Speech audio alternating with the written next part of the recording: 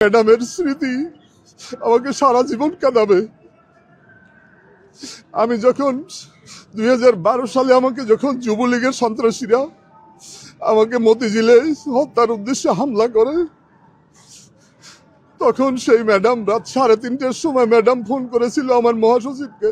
আমার 2017 সালের ইফতার মাহফিল ছিল গুলশানের ইমানুয়েলস সেন্টারে।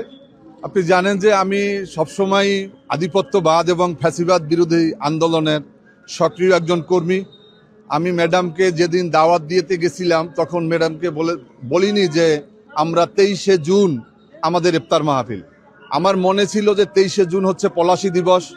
পলাশীর আম্রকাননে যেমন বাংলার স্বাধীন নবাব সিরাজউদ্দৌলার পতনের মধ্য দিয়ে, ষড়যন্ত্রের মধ্য দিয়ে যে বাংলার স্বাধীনতা অস্তমিত হয়েছিল, ওই দিনটাকে স্মৃতি করেই আমরা কিন্তু পলাশী দিবস পালন করি।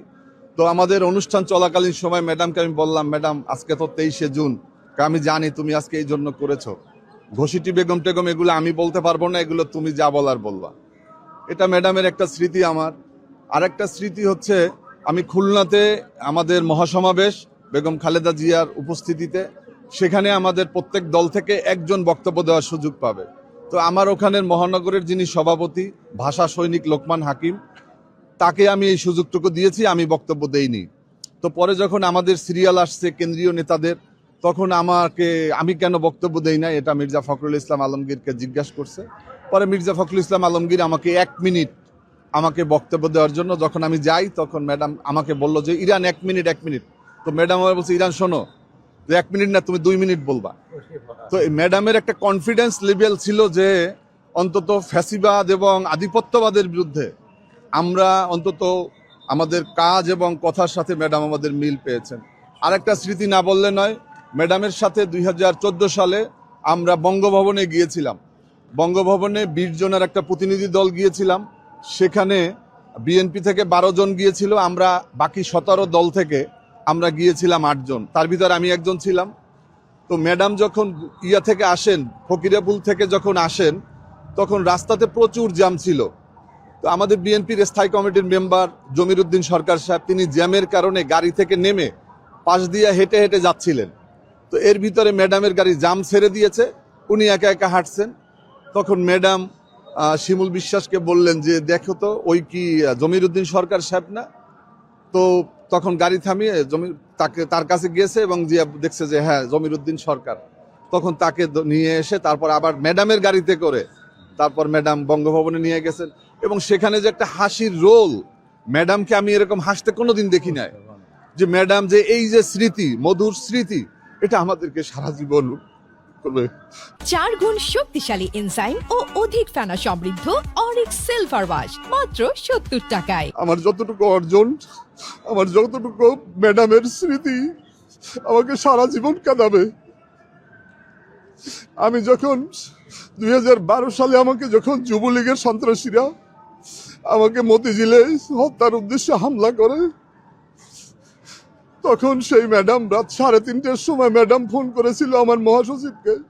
ম্যাডাম নিজে দেখতে যাবে, যখন শুনলো যে না আমার অবস্থা কিছুটা আমি অন্তত ভালোর দিকে বা ওইরকম খুব খারাপ অবস্থা না, তখন ম্যাডাম সকাল 7টার সময় মির্জা ফখরুল ইসলাম আলমগীরকে আমাকে দেখতে পাঠাইছেন। আজকে ম্যাডাম নাই। ম্যাডামের এই স্মৃতি, ম্যাডামের মাতৃস্নেহ, দীর্ঘ 1.5 যুগ ম্যাডামের সাথে কাজ করার সুযোগ পেয়েছি।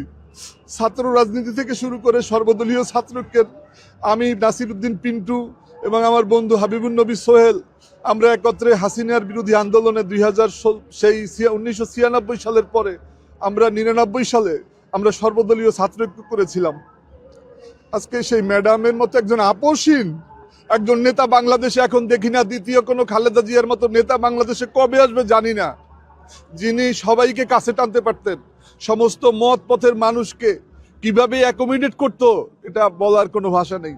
ম্যাডাম যেদিন জেলখানায় গেছেন, সেদিনই আমরা যারা আমাদের সর্বশেষ ম্যাডামের সাথে আমাদের দেখা হয়েছিল 21শে নভেম্বর আমাদের সেই কি বলে সেনানিবাসে। সেদিন আমি ম্যাডামের যে অবস্থা দেখেছি, আমি একজন চিকিৎসা বিজ্ঞানের ছাত্র হিসেবে আমি সেদিনই আমার ওয়াইফের সাথে বলেছিলাম যে ম্যাডামকে বোধহয় আমরা আর পাবো না। ম্যাডামের যে অবস্থা, শরীরের অবস্থা যেভাবে পানি জমে গিয়েছে, এবং ম্যাডামের আমি জানি যে লিভার সিরোসিস থেকে শুরু ম্যাডাম যেই সমস্ত সমস্যায় ছিলেন, এই সমস্যাগুলো একটা প্রকট আকারে চলে আসছে। আল্লাহ পাক ম্যাডামকে নিয়ে গেছে। আল্লাহ রাব্বুল আলামিনের কাছে শুধু এতটুকু যে আমার মায়েকে, আমাদের সবার মা, আমাদের দেশ মাতা বেগম খালেদা জিয়াকে আল্লাহ রাব্বুল আলামিন যেন জান্নাতুল ফেরদাউসের সর্বোচ্চ এবং সুমহান জায়গা দান করেন, আমিন। নিত্য নতুন নিউজ আপডেট পেতে লাইক, কমেন্টে এবং শেয়ার করে রোজ খবরে